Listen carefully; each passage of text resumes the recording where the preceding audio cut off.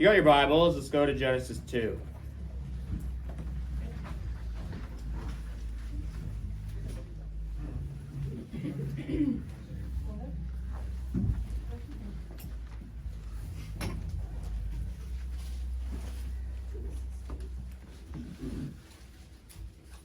Actually, we'll start in chapter 1.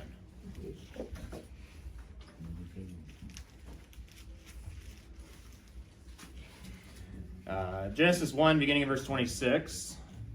Then God said, "Let us make man in our image, after our likeness. Let them have dominion over the fish of the sea, and over the birds of the heavens, and over the livestock, and over all the earth, and over every creeping thing that creeps on the earth." So God created man in his own image. In the image of God, he created him. And God blessed them. I missed a line there. Male and female, he created them. Getting ahead of myself. And God blessed them, and God said to them, "Be fruitful and multiply, and fill the earth and subdue it, and have dominion over the fish of the sea, and over the birds of the heavens, and over every living thing that moves on the earth." And God said, "Behold, I have given you every plant yielding seed that is on the face of all the earth, and every tree with its seed in its fruit. You shall have them for food. And every beast of the field, and every bird of the heaven, and to everything that creeps on the earth, everything that has the breath of life, I have given every green plant for food." And it was so. And God saw everything that he had made, and behold, it was very good. There was evening, there was morning, the sixth day. Genesis 2, we have the... Yes? Question for you. Verse 27, so God created man in his own image. In the image of God he created him, male and female he created them. So did he create some females before Eve? No. So this is Moses writing this in retrospect. Basically to say that God created all of mankind. Mm-hmm. And so it's male and female. He created them, that is the two of them, and then moving forward, the rest of mankind then bears that same image. Within the garden in Genesis 2, God gives Adam a command. In verse 15, the Lord God took the man and he put him, which could also be translated, he rested him in the Garden of Eden to work it and keep it. It's a little bit of a wordplay going on there in Hebrew, because the garden is supposed to be this place of rest. So Adam is to work the garden, but he's supposed to take up the pattern that God takes after this when he rests on the seventh day. The aspect of resting him there, putting him there, is to show the perfection of the garden and of Adam's state. Verse 16, the Lord God commanded the man, saying, "You may surely eat of every tree of the garden, but of the tree of the knowledge of good and evil you shall not eat, for in the day that you eat of it you shall surely die." Now, as we talked about, whatever week that was, we went over the fall. You have the fall take place where they eat of the tree, and Genesis 3 ends with God saying, "Behold, the man has become like one of us in knowing good and evil. Now lest he reach out his hand and take also from the tree of life and eat and live forever. Therefore the Lord God sent him out of the Garden of Eden to work the ground from which he was taken. He drove out the man at the east of the Garden of Eden. He drove out the man, and at the east of the Garden of Eden he placed the cherubim and a flaming sword that turned every way to guard the way to the tree of life." Within the fall, though, you have this prophecy that there's going to be this offspring of the woman that's going to crush the offspring of the serpent. You get to chapter 4, and it says, "Now Adam knew Eve, his wife, and she conceived and bore Cain, saying, I have gotten a man with the help of the Lord." Now, the name Cain means to acquire. And so she says, "I have acquired a man with the help of the Lord," so she names him Cain. The phrase that she's saying here, it seems to give us an indication that she thinks Cain is going to be this offspring that crushes the serpent. What actually happens? What does Cain do? He kills his brother, and his brother is righteous and Cain is not. And so rather than behaving in the way of the offspring of the woman, he behaves in the way of the offspring of the serpent. And so Cain becomes the first picture of the offspring of the serpent. Cain is not the last. He could continue through Genesis 4, and we get to Cain's genealogy, sort of what happens after him. And he's got this like great-great-great-grandson who's worse than he is, and he's bragging about it. You have chapter 5 where you have the descendants of Adam over the span of roughly, 2,000 years, 1,500 years? And you get to Genesis 6. And in Genesis 6, in verse 9, it says, "These are the generations of Noah. Noah was a righteous man, blameless in his generation. Noah walked with God." We didn't go through chapter 5, but in chapter 5, there's one other individual who's said to walk with God. Do you know who that is? Enoch. Enoch walked with God, and then he was not. He did not exist because God took him. It's a little bit more fluid in English. I love the way that it is in Hebrew. It's Enoch he walked with God. Enoch did not exist because God took him. And the Septuagint, trying to make sense of that, expands to that, as in he took him up to heaven to be with God. He pulled him out of the corruption of the earth. Noah is one who walks with God. And so our minds, just from a literary perspective, our minds are thinking, Enoch walked with God. God did something unique with Enoch. Noah walked with God. Now God's going to do something unique with Noah. So if you never heard the story, if you were following this literal, following the rhetoric of the text, you expect that God's going to do something crazy with Noah. Does God do something crazy with Noah? Yeah, he tells him to build a really big boat. Verse 11, though. So from the fall, there's this anticipation that there's going to be a seed that's going to come from the woman, is going to crush the serpent and crush the offspring of the serpent and bring salvation to the line of the woman, which is meant to be symbolic of everyone, or literally is everyone, but is meant to be symbolic of those who actually follow in the ways of the Lord. Genesis 6:11 is where we're at now in time, chronologically. Now the earth was corrupt in God's sight, and the earth was filled with violence. And God saw the earth, and behold, it was corrupt, for all flesh had corrupted their way on the earth. So what you have in Genesis 1 is you have 5 instances where God says it is good, and 1 instance where he looks at all of creation, he says it is very good. You have an instance in chapter 2 where he's retelling the creation story but narrowing in on the creation of Adam, and he says it's not good for Adam to be alone. That is, Adam is not complete on his own. I need to make a helper fit for him. After he creates Eve, then God looks at all of his creation and says it's very good. When we read Genesis 6, 11, and 12, we're supposed to understand this in light of the fact that it was very good, and now the earth is so bad it's described as corrupt. And nobody is following after God except for this one man named Noah. And potentially his 3 sons. We're not told that, though. So the earth is in a really bad spot. And so what God commands Noah to do is build this ark, because God is going to destroy the world and restart a line through Noah. Now we can dive into why God does that beyond the corruption but that's a long conversation. So if you want to discuss that, we can discuss that later. But God floods the earth. Noah's on the boat. It rains 40 days and 40 nights, but Noah's on the boat for almost a year before the waters subside. And when they subside, we arrive in Genesis chapter 8, verse 20. So this is the first covenant that's recorded in the Bible between God and man. Now, I'd argue that there was a covenant in the garden between Adam and God, but it's not recorded. You could say covenant ceremony or typical phrasing used for making covenant is not used in the garden. So this is the first recorded covenant that we have in the Bible between God and man.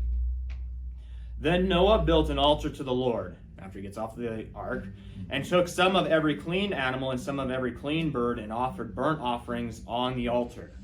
And when the Lord smelled the pleasing aroma, the Lord said in his heart, I will never again curse the ground because of man, For the intention of man's heart is evil from his youth.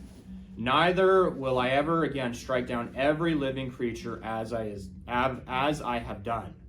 While the earth remains, seed time and harvest, cold and heat, summer and winter, day and night shall not cease. So the covenant in essence is, as long as you see the natural order continue, God is not going to flood the earth globally again and destroy everything. Peter picks this up and says, yeah, because he's going to do it with fire. That's one part of the covenant. The second part continues in chapter 9. God blessed Noah and his sons and said to them, be fruitful and multiply and fill the earth. What does that remind you of? It's in creation, right? God says to Adam and Eve, be fruitful and multiply and fill the earth. The fear of you and the dread of you shall be upon every beast of the earth, and upon every bird of the heavens, and upon everything that creeps on the ground, and all the fish of the sea. Into your hand they are delivered. So the implication from this is that prior to this, animals were not scared of humans. There's also an implication as we go through this that people generally did not eat meat prior to the flood. Or if they did, it wasn't considered a proper thing, because God had provided for them all the vegetables of the ground, everything. And it's not until after the flood where God permits Noah then to eat animals. So there's just a side note there. One of the aspects, though, of this covenant is going to be the fact that animals by nature are going to fear humans. Verse 3, every moving thing that lives shall be food for you. I was expecting this much later. And as I gave you the green plants, I give you everything. But then God gives a stipulation for this. And he says, but you shall not eat flesh with its life, that is, its blood. Now, we'll get into this probably next week when we get into the law. But this is an extremely important command. And this command here, you shall not eat flesh with its life, that is, if its blood, still exists today. This is one of the only commands that, this is one of 3 commands that is picked up by the Jerusalem Council that is then said to the church, that being to the Gentiles, that they should honor. So there's relatively few laws within the Torah that are applied to Gentiles, because we're not under the law. This is one, and it's because it predates the law. So if the grounds for this covenant is the natural cycle continues, and as long as you see the natural cycle continue, God's never going to curse the earth, then it's also, part of that is you shall not eat flesh with its life, that is, its blood. And so there's certain cultures that do this, where they'll eat blood and not. Within the Noahic covenant, this is prohibited. One of the reasons why, the reason why is because of the life is in the blood, and you're not supposed to take life cruelly, and you're not supposed to partake of life. It's pagan rituals. But the other reason is because of the implications on humans. So in verse 5, and for your lifeblood, that is your blood being poured out, I will require a reckoning. From every beast I will require it, and from man. From his fellow man I will require a reckoning for the life of man. Whoever sheds the blood of man, by man shall his blood be shed, for God made man in his own image. The third aspect of this covenant is God institutes capital punishment. And he does so for murder. So if you kill somebody, you forfeit your own life because you have shed their blood. And so by man, your blood will then be shed. Why? Because God made man in his own image. And then God repeats again in verse 7, and you be fruitful and multiply, increase greatly on the earth and multiply in it. Then God said to Noah and to his sons with him, behold, I establish my covenant with you and your offspring after you. It's usually where we stop, right? It's Noah's covenant. But verse 10, and with every living creature that is with you, the birds, the livestock, and every beast of the earth with you, as many as came out of the ark, it is for every beast of the earth. And so this covenant is made not just with Noah and not even just with mankind, the being with us, but it's also made with every living creature on the earth. And God says, I establish my covenant with you, that never again shall all flesh be cut up by the waters of the flood, and never again shall there be a flood to destroy the earth.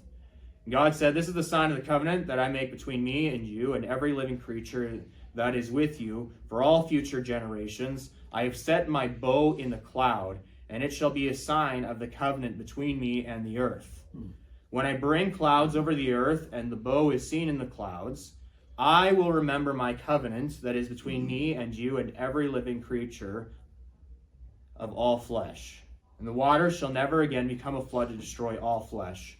When the bow is in the clouds, I will see it and remember the everlasting covenant between God and every living creature of all flesh that is on the earth. And God said to Noah, this is the sign of the covenant I have established between me and all flesh that is on the earth. There's a couple of interesting points in here, and I guess it would be contrary to, I think, common thought or common reference made to this covenant. You see in the you see a rainbow in the sky. It's often pointed out, that's because of the flood and God's covenant with Noah, and we remember that, right? Nowhere in here does it say we remember the covenant because of the rainbow in the sky. The rainbow in the sky is for God alone to remember what he has done. Why a bow? So if you read in ESV, you'll notice that it didn't say a rainbow. Other translations may say a rainbow. Why a bow? Right? Well, it is a rainbow. It's what we see in the sky.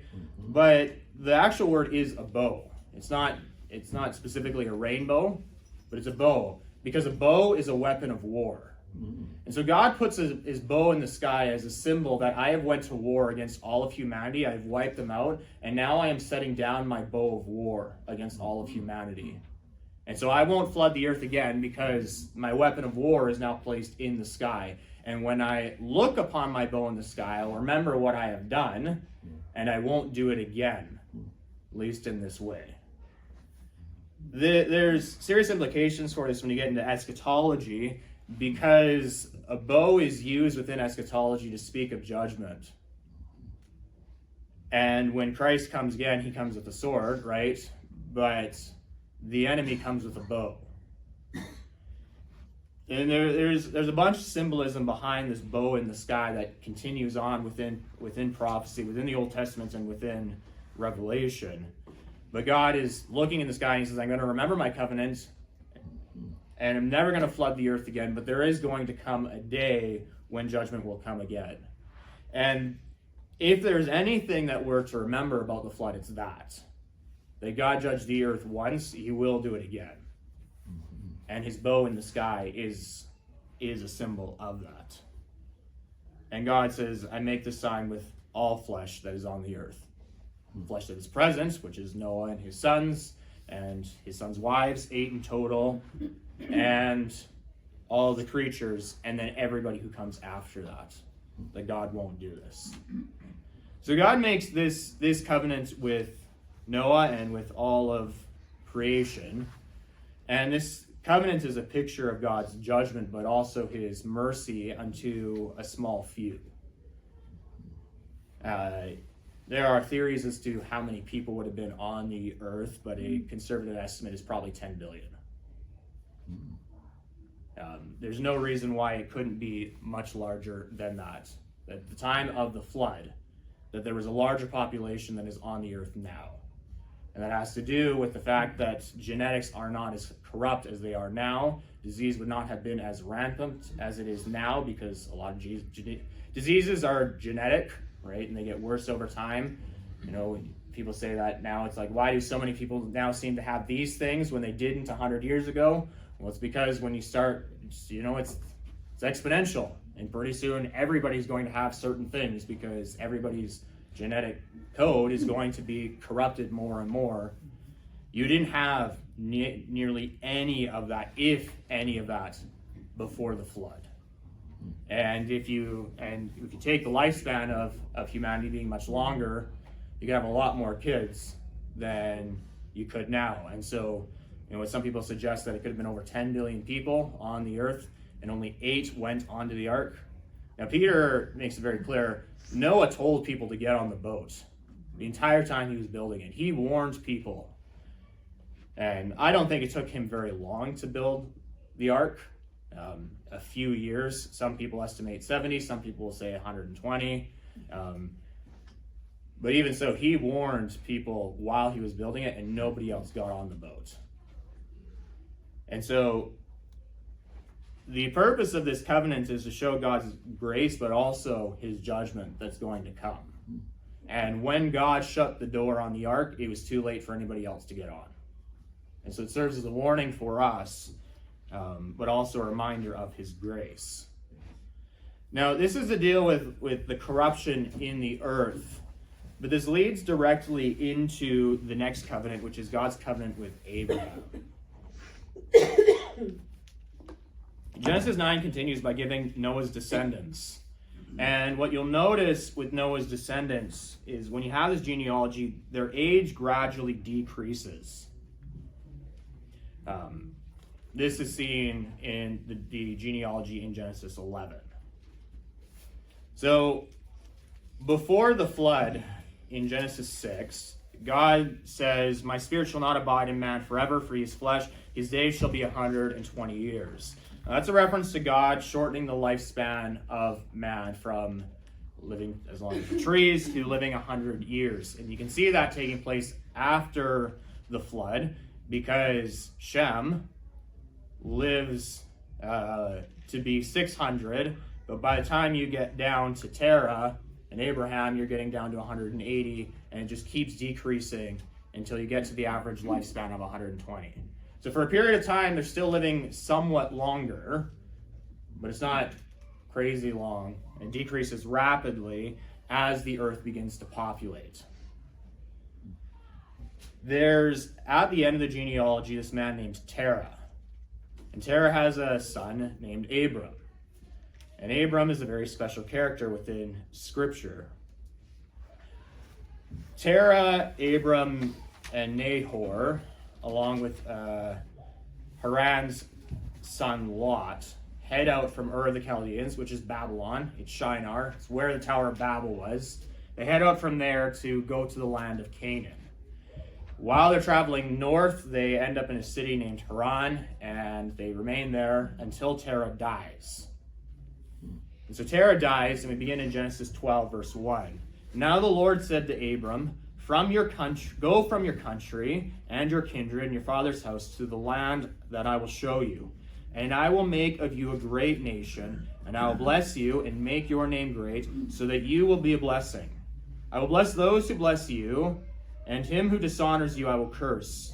And in you all the families of the earth shall be blessed." Verse 4, "So Abraham went as the Lord told him." So God gives Abraham a call. Abram here. He tells him that he's going to make him a great nation. He's going to give him land. He's going to bless him. And he is going to be this figure that if somebody blesses him, they're going to receive blessings. And if somebody curses him, they're going to be cursed. And through him, all the nations of the world will be blessed. So this is a pretty large covenant. Now when God calls Abram to go, it's not a willy-nilly thing for Abram to go. He's losing a lot. Abram is losing his entire inheritance. He is going away from everything that he has known. He is called to step out in faith and go to this land that God says, "I'm going to give you this land, I'm going to make you great." But in doing so, he must reject the fact that he would be great in his father's house and receive his father's inheritance. And he forfeits all of that on the promise that God is going to give to him. Now, this may sound wrong, but it's not wrong, and I can show you why. Abraham never received the promise that God gave him. Hebrews makes that point extremely clear in Hebrews 11. By faith, Abraham went, though he never received what God had promised him. Because the nation was not established until over 400 years. And if we go back to when the call of Abraham, it was well before that. They were in Egypt for 400 years, and you go to Abraham, and that's how many years before that? I don't remember the math, and I don't have it written down in this Bible. But Abraham never truly received the promise, but he stepped out in faith knowing, as the author of Hebrews says, that the promise that God gave him was it was in part with the land that was going to be given to his offspring, but he was looking for a greater promise. That is the promise of eternal rest with the Lord. That doesn't mean there isn't a promise to the land. Abram journeys there. Basically, soon after he gets there, he's forced to leave because there's a famine, so he goes down to Egypt, and he leaves Egypt very wealthy, which becomes a paradigm for Israel going down to Egypt in the days of Jacob and Joseph, and coming out in the days of Moses very wealthy. Genesis 12. So when Abraham arrives in the land, verse 7, it says, "And the Lord appeared to Abram and said, 'To your offspring I will give this land.' So he built an altar there to the Lord who appeared to him. And from there he moved to the hill country on the east of Bethel and pitched his tent. And with Bethel on the west and Ai on the east, and there he built an altar to the Lord and called upon the name of the Lord." Goes down to Egypt, comes back. You have some more references. So chapter 13, after Abram and Lot separate, and Abram gives Lot the choice of what land he wants to take, and Lot chooses the area of Sodom. God appears to Abram and wants to clarify a few things.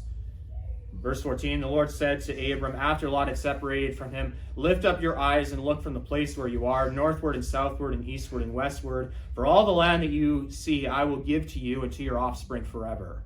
I will make your offspring as the dust of the earth, so that if one can count the dust of the earth, your offspring can also be counted. Arise, walk through the length and the breadth of the land, for I will give it to you." So though he told Lot, "You have this possession," God is saying to Abram, "No, it's yours, and it will be to your offspring forever, as far as you can see." Let's jump to Genesis 15.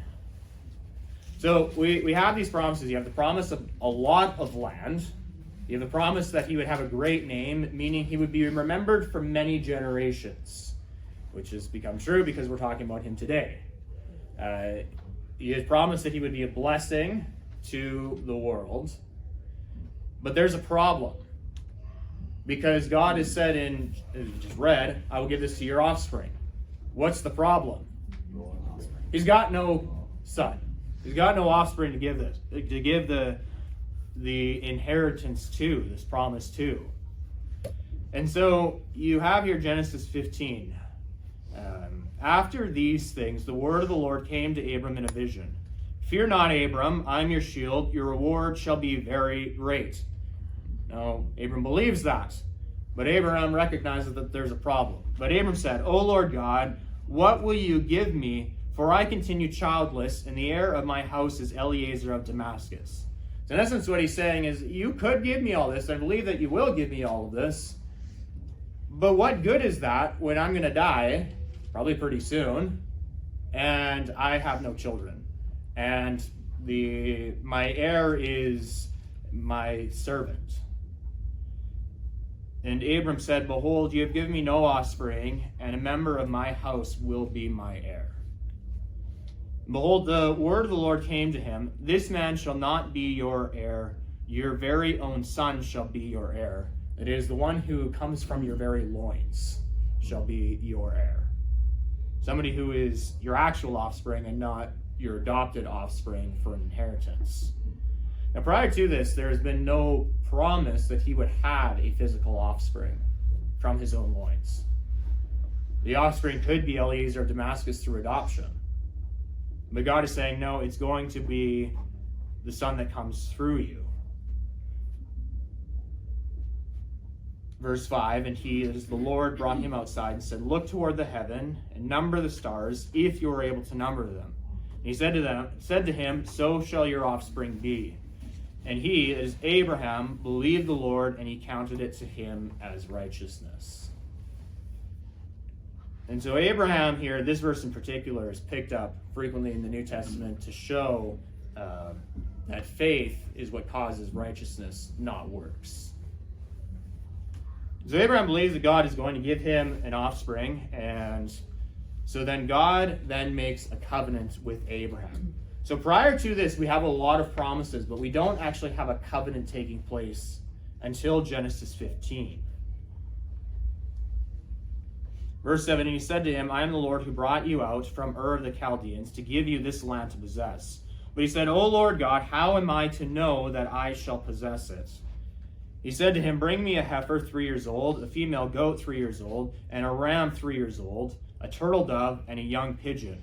And he brought him all these, cut them in half, and laid each half over against the other, but he did not cut the birds in half.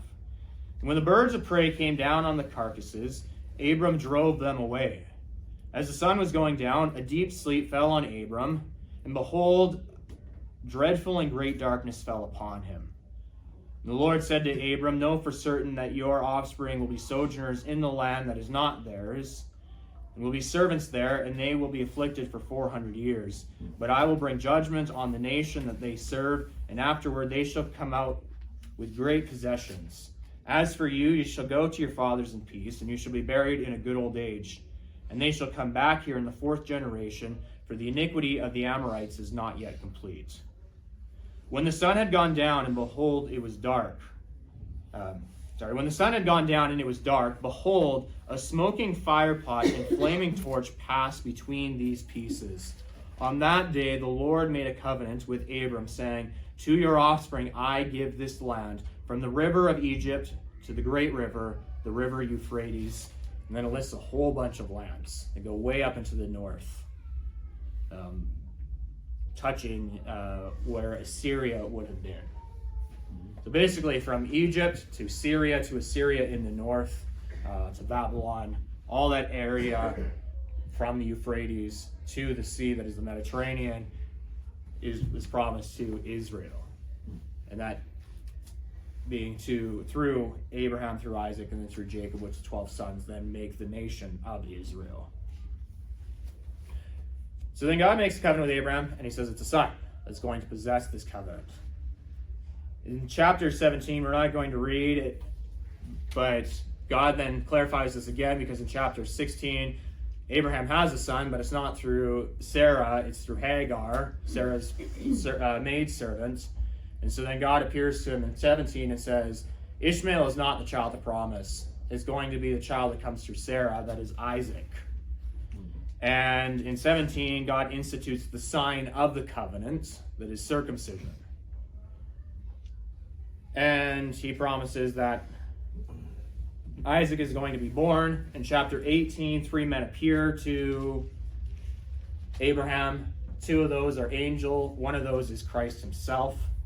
And they promise that he's going to have the son by the next year. And he does. Chapter 21 gives the birth of Isaac. And chapter 22 is the great event where God calls Abraham to get rid of Isaac. It's like, well, wait a second. How is this going to work? This is the child of promise. God has clearly said to Abraham, and he changes his name to Abraham in chapter 17, so now I don't have to worry about saying Abram and Abraham going back and forth. He tells him that Isaac is the child of promise. Now, Isaac is not married at this point. Rebekah is not on the scene until chapter 24, so he's not married. And even after he gets married to Rebekah, he doesn't have kids for many years because Rebekah is barren.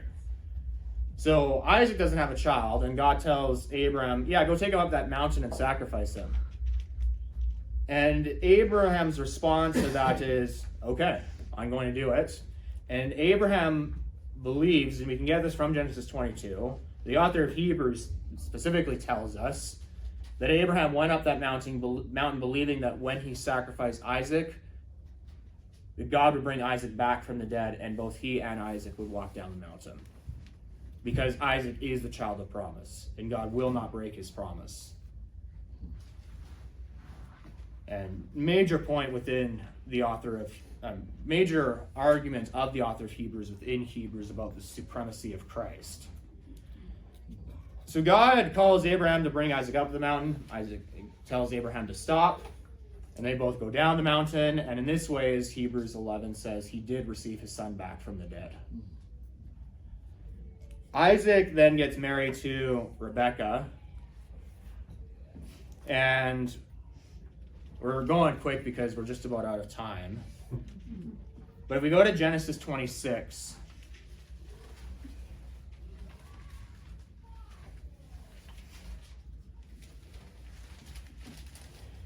in Genesis 26, we have a very important event. It says, now there was a famine in the land, besides the former famine that was in the days of Abraham. And Isaac went to Gerar, to Abimelech, king of the Philistines. And the Lord appeared to him and said to him, do not go down to Egypt, dwell in the land of which I shall tell you. Sojourn in this land, and I will be with you, and I will bless you. For to you and to your offspring I will give all these lands, and will establish the oath that I swore to Abraham your father. I will multiply your offspring as the stars of heaven, and will give to your offspring all these lands, and in your offspring all the nations of the earth shall be blessed, because Abraham obeyed my voice and kept my charge, my commandments, my statutes, and my laws. Prior to this, the covenant was made to Abraham in promise that it would be for Isaac. But something unique happens here, because now God directly speaks to Isaac and says the exact same things that he said to Abraham. And so the covenant which was promised to be to Isaac, God himself confirms. Now Isaac has two sons. He's got Esau and Jacob. Isaac likes Esau better than Jacob. And they say parents don't favor their children. Well, Isaac did. Because Isaac liked to eat meat. And Esau was a mighty hunter. And Jacob was a cunning man and used deceit to get his way, because he wasn't a very athletic man. And his mother liked him better, so you could say it leveled out. Isaac wants to give Esau the blessing. The problem with this, because God told Rebekah that Jacob will have the blessing. The older shall serve the younger. Now they're twins, but Jacob is going to get the blessing. Now Jacob is a great name. Does anybody know what Jacob means? It means deceiver. Like metaphorically, so literally it means heel grabber, because when Esau was born, Jacob was holding on to Esau's heel as he came out. And so she called him heel grabber, but it metaphorically means deceiver. And Jacob is a quite deceitful person. And he deceives his way into getting the blessing. And so he gets it from Isaac in Genesis 27. But the question becomes, well, is this the will of the Lord? That is answered in Genesis 28. In Genesis 28, Jacob sees this ladder between earth and heaven, or the staircase, and the angels of God are ascending and descending on it.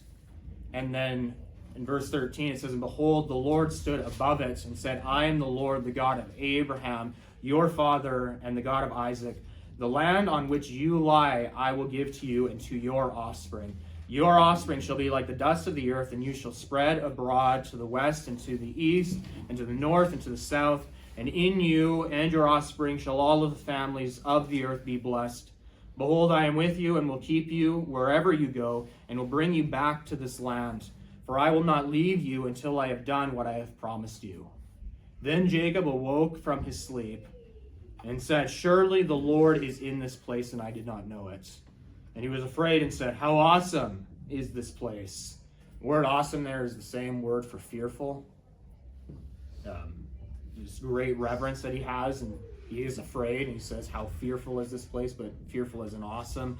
This is none other than the house of God, and this is the gate of heaven. And so he names the place Bethel, which means house of God. Something very significant happens here, and I don't think it's reading into the text too much. I don't think it's reading in the text at all. Prior to this, Jacob only ever referred to the Lord as Isaac's God. He never said, my God. After this, he refers to God as his God.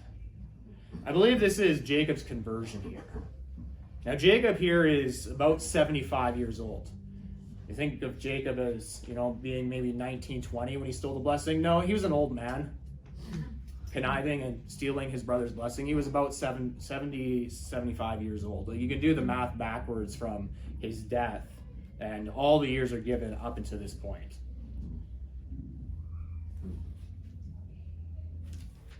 We're going to stop there.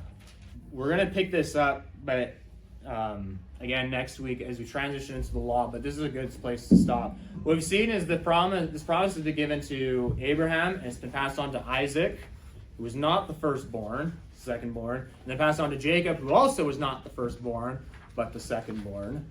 And the question that's going to arise is, which one of Jacob's sons is this blessing going to be given to? Spoiler alert, it's all of them. But Jacob's going to play a pivotal point in this because the progression of this to your offspring is going to change with Jacob, and specifically with his name change. And that's going to become important because of how God picks up these themes in Genesis in Exodus. And then with the establishment of the Sinai covenant that is the law.